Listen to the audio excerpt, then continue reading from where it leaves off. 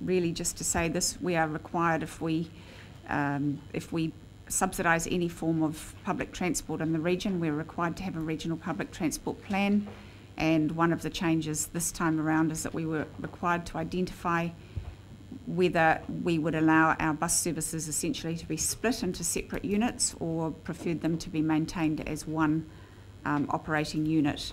Early consultation with all the operators and the public indicated that they were happy and saw good sense in maintaining that as one unit, and that was certainly our view as well, so that's what's gone forward in the plan.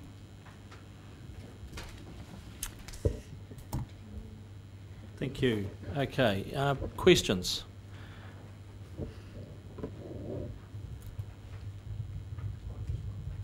A stunned silence. Councillor Pike. It's just one. It's been. I'm wondering whether there's been any research done. It seems as though with public transport, the petrol price has had an impact on the patronage. But how deeply have you gone into researching that and actually asking the people about, is that the case? Because I would have thought that a lot of people use public transport because maybe they don't have a vehicle, and the price of petrol keeps on jumping down and up. It bounces all around the place. So yes. How much have you done on that? Through you, Mr. Chair, we discussed this a little bit in the corporate and strategic report. Our analysis showed that our adult fares, which are the people who are most likely to have access to another vehicle, they were the ones that had shown the biggest decrease in patronage over the time that we've been experiencing this drop. Yeah, I mean, well, I can't say hand on heart that every person who previously used the public transport system has stopped because they're now driving a car, but certainly around the country it does have an influence, petrol prices, and conversely when prices go up, people take to public transport more. I think you commented that Horizons have experienced a drop virtually exactly the same. Same, yes. Further questions? Oh, sorry, Councillor Belford. Yeah, a gentleman last night at our long-term plan meeting suggested, I couldn't tell how serious he was being at the time, but he raised questions as to whether there were security issues on buses. And have there been any particular, is it a problem? Have there been any incidences of this? And if so, what access do drivers have to assistance? There was a recent, and probably it was in the press, so would have been noted, there was a case of assault on a bus by a passenger of a teenage girl. It turned out that a second girl had also been assaulted but hadn't come forward at that time. That person was apprehended, and the bus driver was unaware it had happened, and it was only when the police complaint was laid that obviously the driver was interviewed to see if he'd seen anything. But all drivers have immediate radio and constant radio access back to base.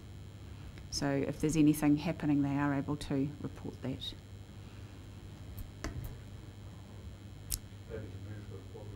Happy to move. Councillor Barker, we have a seconder for that report. Thank you, Councillor Belford. Do you wish to speak, Councillor Barker? With your microphone on, please. I must do this. Just to say that I think this is a good plan. It's been well worked through. People have been engaged on it. We'd all like to see a silver bullet to fix all the problems with public transport. We just have to, the vagaries go up and down. Whilst it's noted that petrol does have price does have an effect on patronage, economic activity also does have an effect. Just my sense of it around Hastings, there's more jobs, more people working, and therefore the patterns of behaviour has shifted. Changed. I think those are things which have an influence. We should celebrate those if that's a good thing. Yes. On the issue of a single unit, I think it's blindingly obvious that it should be a single entity.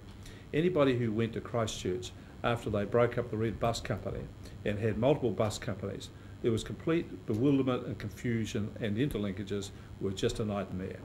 A single service was integrated and make all of the things work together as one unit is just such a sensible option. I thought it was so obvious we shouldn't have actually asked the question, but we have done, and we've come up with the obvious answer, and I'm pleased about that. Thank you. Seconder, Mr. Speaker. Other speakers? Put the motion. All those in favour, please say aye. Contrary, no. Carried. We have a late item while you're Yes. there and available, which is the regional cycle plan, which did come in a little later, but Yes, is fairly straightforward, so we could possibly take that as read, I would think. And Around the table, do you have any comments on that? Just to offer my apologies for it being late. I had some confusion with when the date of the meeting was in May, and I didn't want to do what's exactly happened, that we've got 3 plans all at the same meeting. But anyway, I don't know, Councillor Scott may want to talk a little about this. Would you want to make any comment? Yes, it has been circulated. Mr. Chairman, it may be that people have not picked up this late item through Dropbox, because I don't think a hard copy has been circulated. Is that correct? I got one. I would suggest Well, perhaps if we could get some hard copies, and is that, Yep. is that the case? I do think... And perhaps Mr. we come back Chairman, to it after lunch. We could come back to it after lunch. Yes. The alternative is to hear it in the next available committee meeting, but to go into council to move any recommendations, because this goes before the governance group for adoption, before our next council meeting. And I would very much like to see that this council has had a chance to have formal input as a council rather than as individuals. I think that's good advice, actually. If we perhaps have it as a council item at the ENS committee in 2 weeks' time. Yeah. So let's leave this on the table It for is, now. everybody has had it through Dropbox, but how many people downloaded it, I wouldn't know. People like it in hard copy as well. So, Mm. what's the feeling of the group on that? We could deal with it quite comfortably. There is. Well, there is, Yeah. yeah, but we do have 2 weeks grace to give people time to get their head around it. And We just know that we need to actually move into council in that particular meeting just to forward That's fine. the recommendations. I wasn't aware that there was no hard copies, so. No, it wasn't And either. and that has to be, excuse me, Mr. Chairman, a unanimous decision to make it a decision of council. If we move into council, the decision will have to be unanimous. But we'll find that out on the day, won't we? So, The decision to to make it a council decision, it has to be unanimous. To do that at committee meeting. Yes. So it's effectively by another place called Lead, which is unanimous. Doesn't matter. Well, whoever's there. Makes my That- objectives gone. That's the.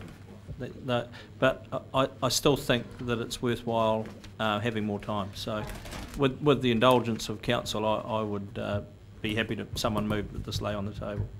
Could I just clarify that it is an informal process of feedback? Feedback has been sought from a number of stakeholders, so it's not, if council's decision is not to provide feedback, that's all that happens. But it will go before the committee for adoption in before our next council meeting. And I would really, as a member of that committee, appreciate this council's feedback, considering where it's going up to all the councils. Sure. Okay. Well, so you happy to move that it lay on the table? We have a seconder for that motion. I will second that then. I'll put that motion. All those in favour, please say aye. Contrary, no. Carried. Right. Okay. So decision items Yes. done. I think we will now go to the HBRIC Limited update. I did see Mr. Newman arrive and Heath. Good morning, and thank you, Anne. Thank you. There's a huge body of work you've done here, and it's greatly appreciated by council. So, I don't know what to do with myself. leaving the third item on the table is no reflection of the quality of the work. I can tell you. We will be back with you in a fortnight's time. Right, thank you. Thank you. Okay, item 16 on page 157, HBRIC Limited, the April 2015 update. Welcome, Mr. Newman. Mr. Ledger, Heath. Thanks, Chairman. I'll just find the agenda item. 159, great.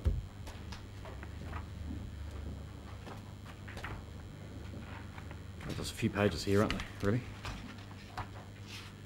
Okay, so what I'll do, I might do this in 3 parts. I'll make a wee bit of comment around HBRIC and the strategic planning process, which is really a process point.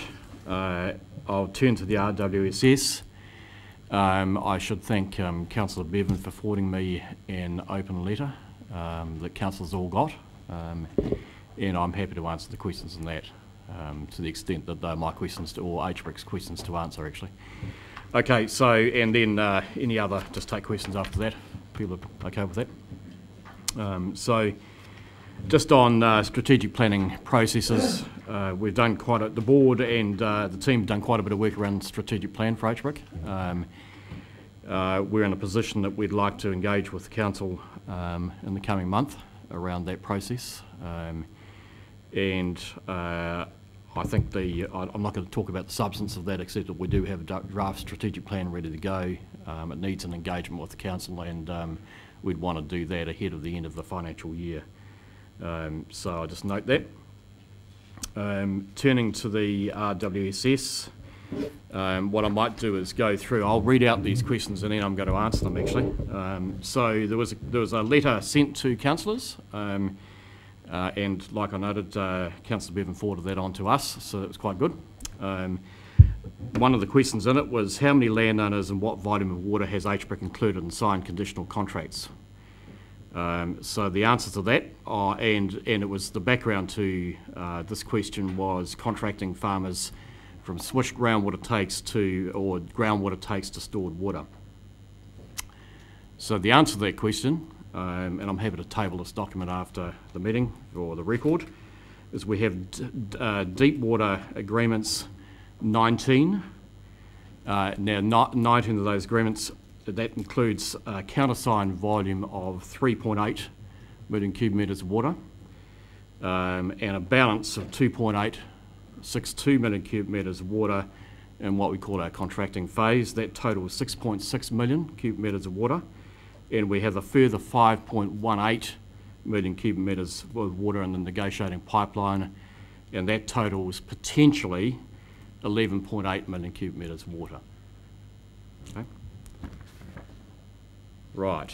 Okay. And now, just another question was that it seems unlikely that any prudent business owner would swap a supply of free water for water costing 27 cents per cubic metre. Well, I should just correct one point. The listed price is 26 cents per cubic metre, and that's in 23 cents take or pay and 3 cents variable. So I want to correct that point. Okay. Now, the next point, which is in the public record, is clearly there are discounts associated with that water, and as stated previously, that water is a 10 cents take or pay plus a 3 cents variable energy charge for 5 years, with that price being tied to a CPI inflator. And I finally note on that point that extraction of groundwater is not free. So is that sorry? 10 cents deducted or 10 cents? No, it's 10 cents plus 3 cents, call it 13 cents for the simplicity's sake. It's for a 5-year period post the water delivery, and that price is tied to the CPI inflator. Okay? And I further note another point of accuracy is that groundwater abstraction is definitely not free. It's quite, in fact, it's actually, depending on depth, it's quite expensive. It can range between anywhere between 10 cents, 6 cents if you've got pressure, to 25 cents per cubic metre if you're at 150 metres down. So yep. That's 11, potentially 11 million, and the origin of the question is I wrote an opinion piece in the HBR today and said that we might well end up with 10 million cubic metres of water. This effectively deep groundwater shifts to stored water. That's the origin of the question. and in our contracting pipeline, we have that number, okay? Right. So just in terms of updating you on signed contracts, both volumes, and I'm going to talk about contracts in the negotiating phase and the total pipeline. So we have 38 countersigned contracts with a further 55 in the contracting phase. The balance in the countersigned contracts is 15.361 million cubic metres. The balance in the contracting phase is 15.787 million cubic metres. That totals 31.147 million cubic metres water, the contracting phase. And we have in the balance of the pipeline 56.4 million cubic metres water in the contracting pipeline. Sorry, rather in the overall negotiation pipeline, I should say. So, sorry, is that? Yep. 15 plus 15 plus yep. 56? Yeah, 56 is, so the 15 plus 15 equal 31, roughly. Yep. And we have 56 in totality. So it's a total, yep. Rather than... It's a total, yeah. Yeah, so it's not additional. We're not talking about 86? No. If we're talking about 86, I'll be delighted. I thought that, but I just wanted to clarify this. Yeah, that's fine. The sigma is at the end, sigma is in front yeah, of 56. That's correct, yep. Okay, now there was another question which sort of puzzled us slightly, but anyway, I'll give you an answer. Is there a lane clause now included in our water use agreements? There is no lane clause in the water use agreements. There never has been. And the answer is that we have no change to the letter of credit security mechanism in the water use agreements. Question. When you say lane, I think what they mean is the legal term lien? Lien, yeah. Lien. So is there a lien clause attached to it? No. Okay.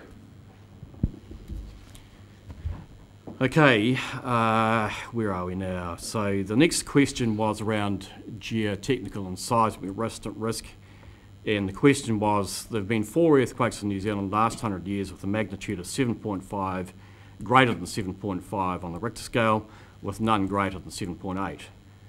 And obviously the 7.8 Richter magnitude earthquake was the 31 Hawke's Bay earthquake.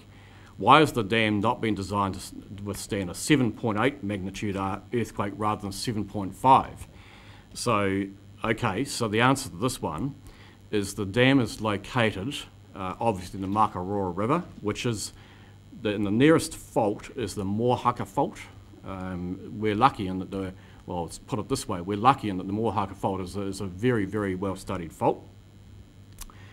The most important shaking hazard posed to the dam site is this Moahaka South segment of the Moahaka Fault, which has a maximum design earthquake MDE of 7.5 and a mean recurrence interval of 1,300 years. And the last time that fault moved was around about 300 years ago. Okay.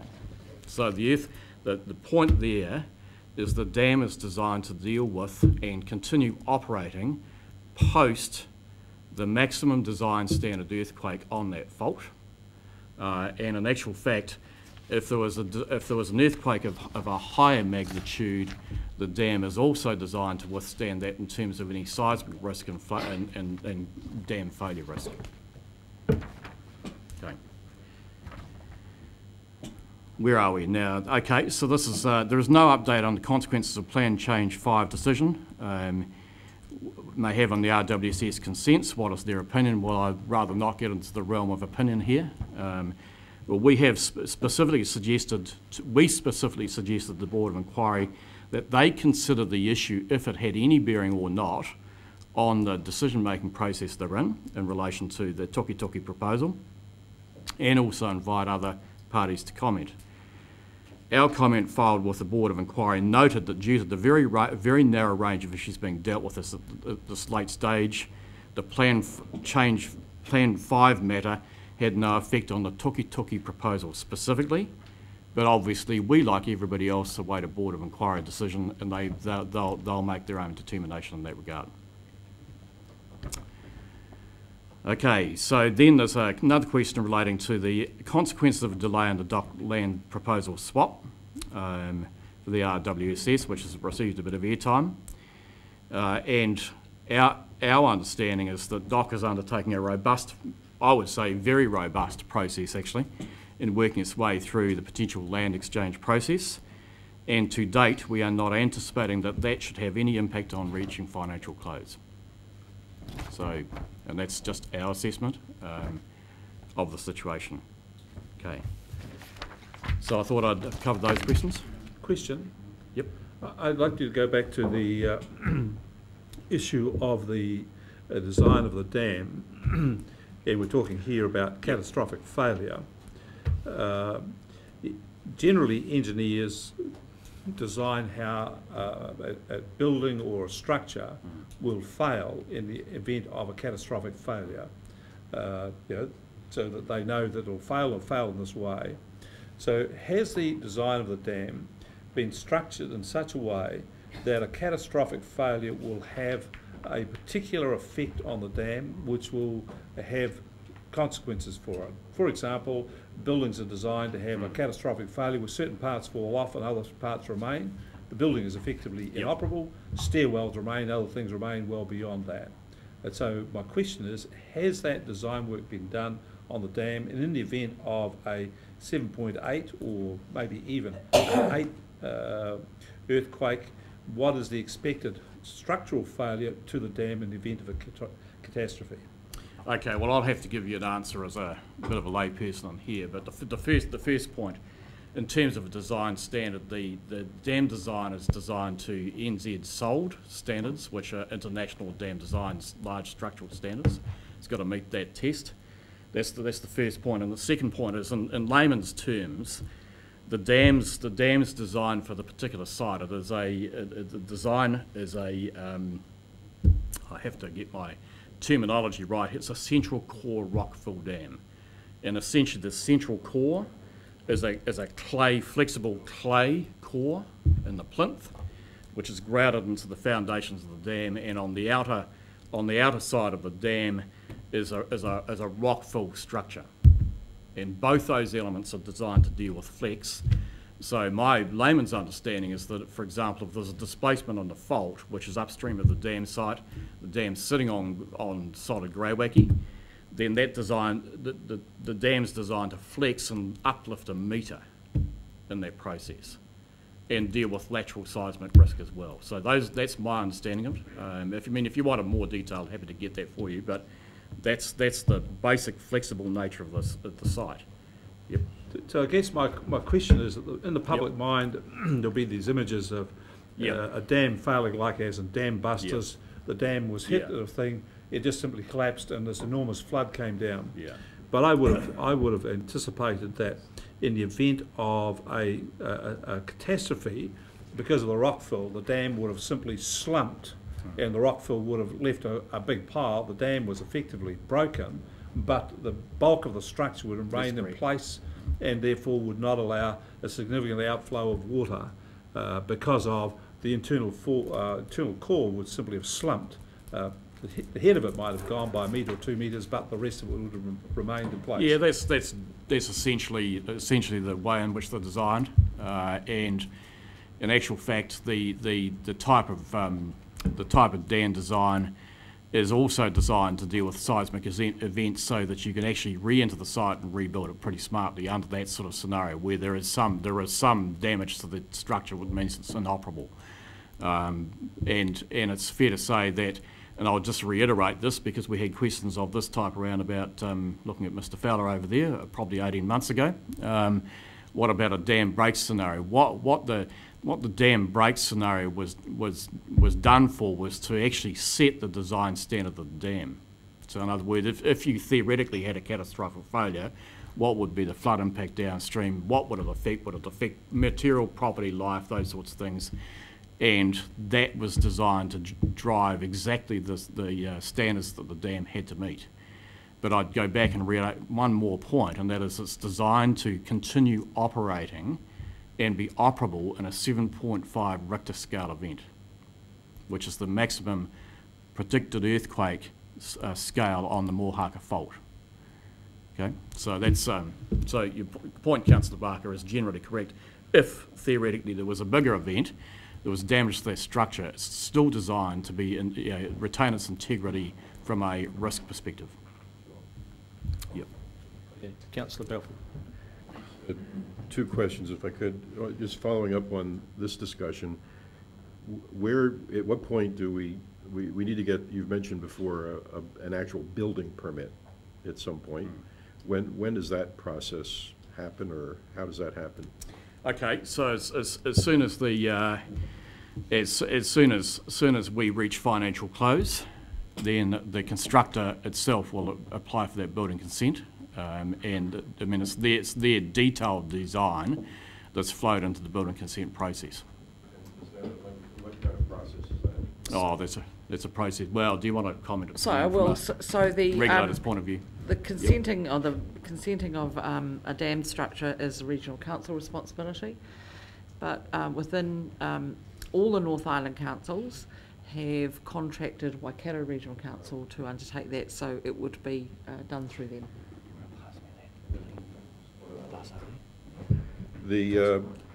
Or do you want to? Is there going to be a discussion of the financial? Later? Oh, we'll get to the financials here. Could I have a follow-up question on that? The design consents are issued by the regional council. Now, I just have a question here about the technical liability. In the Weathertight Homes case, it were councils who issued and supervised the building consents, and if they were found to be a failure, then led the council to be exposed to a financial risk. In other words, councils, the people who had leaky homes, sued the Auckland Council, Wellington Council. If in fact we go ahead and we build this dam, and the owner of the dam finds that there is a fault with the dam, will the owner, I presume it will be HBRIC, then liable to sue the Hawke's Bay Regional Council for the fact that we have consented a faulty dam? Serious question. You might laugh, but it's a serious question. I might get Mr. Maxwell up here to help me answer this question, but my understanding, he's looking thrilled about that. My understanding is that,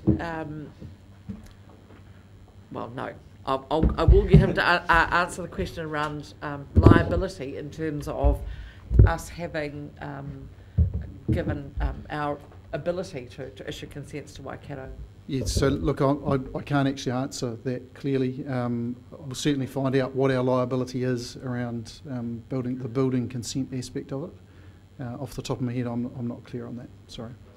A question. I would like for a subsequent meeting to have a clarity about that. Sure. And I might make sure that our risk here is completely mitigated, because this is a large structure. Surely that would be contractually dealt with as well, wouldn't it, Mr. Newman? Well, contractually dealt with. I think the question's a valid one. Is where does liability trace its way to? When you can contract, and insure to a point. No, that's the good question. We'll get an answer. Yep. Okay, so back to your report, perhaps. You talked about strategic plan, risk assessment,